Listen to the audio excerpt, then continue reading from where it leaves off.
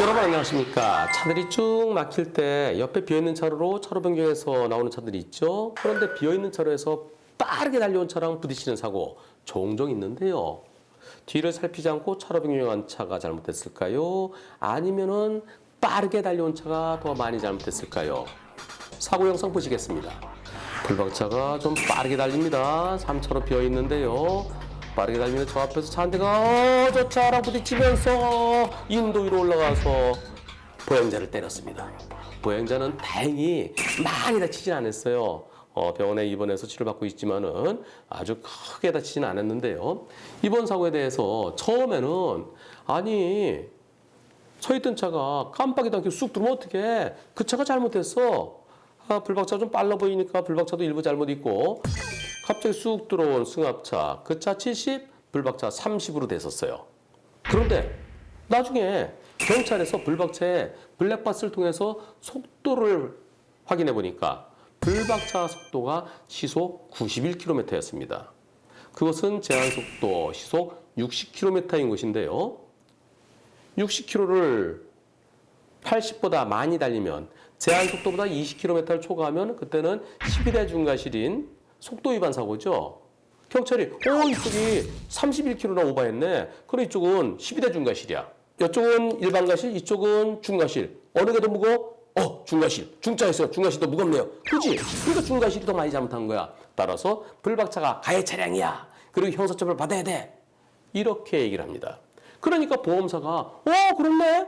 이쪽이 중과실이네. 그럼 중과실이 더 많이 잘못한 거지. 불박차 70, 끼어든 차 30. 그래서 반대가 됐어요. 이번 사고에 대해서 뒤를 살피지 않고 쑥 들어온 차, 제한속도를 오버해서 빠르게 달린 차, 어느 쪽이 더 많이 잘못했을까요? 과실 비율은 몇 대 몇일까요? 우선 경찰은요, 한쪽은 일반 과실, 한쪽은 중과실.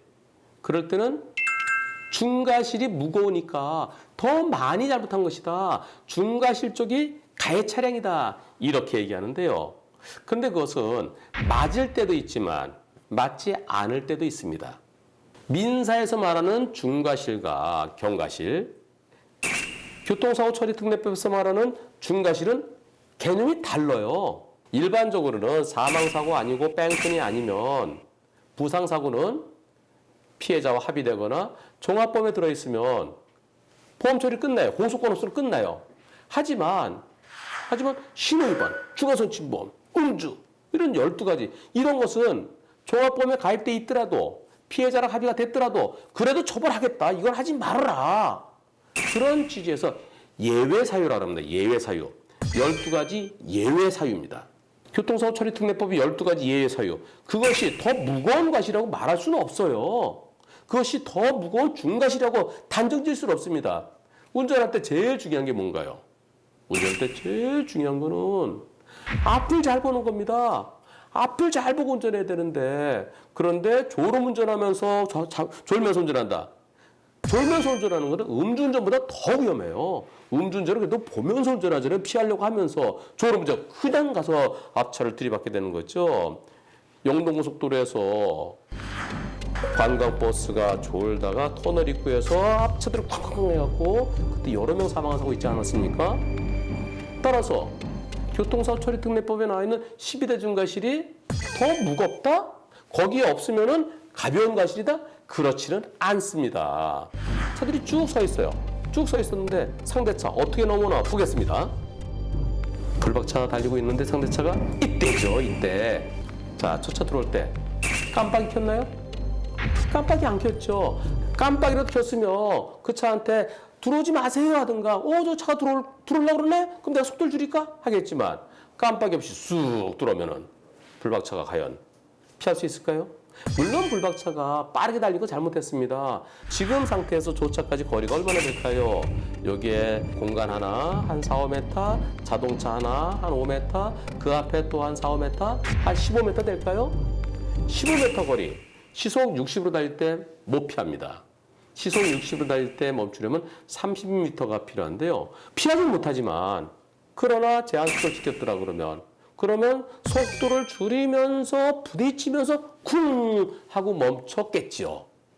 속도가 높았기 때문에 저 차를 때리면서 핸들을 틀면서 튕겨지면서 저 위에까지 가로수를 들이받고 해인까지 충격했습니다.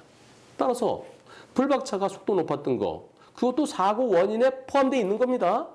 시속 60이었으면 저렇게까지 크게 사고 나지 않아요. 결국 두 차가 다 잘못했는데요. 과속이 더 많이 잘못했느냐? 아니면 깜빡이 켜지 않고 그냥 들어오는 게 잘못했느냐? 이 점을 놓고 볼 때 대법원 판결 중에는 과속으로 시속 100km 달려요. 교차로 녹색 신호를 보고 들어갑니다. 들어가는데 맞으면서 갑자기 좌회전하는 차. 그 차랑 거리가 불과 20m밖에 안 된다. 그랬을 때 과속이 사고 원인이냐? 아니다. 시속 60으로 달렸어도 저기서 차 한 대 나오고 나도 가고 그건 못 피한다. 따라서 과속 때문에 일어난 게 아니고 과속 아니었어도 사고 났을 것이다. 그러므로 과속한 차의 잘못이 있다고 말할 수 없다. 이런 대법원 판결이 있는데요. 깜빡이도 켜지 않고 쑥 들어온 차. 앞차의 잘못을 한 70, 왜 빠르게 달렸냐? 30 정도, 70대 30 정도로 볼 수 있겠는데요. 근데 이번 사고는 2차로 쫙 막혀 있잖아요. 3차로 비어 있고. 그러면 어떤 차가 들어올지도 모른다. 거기에 대비해서 오히려 제한 속도보다 더 낮게 왔었어야죠. 근데 오히려 더 빠르게 온 점. 이것은 불박차의 잘못입니다. 따로 전체적으로 이번 사고 승합차 60, 불박차 40으로 보입니다.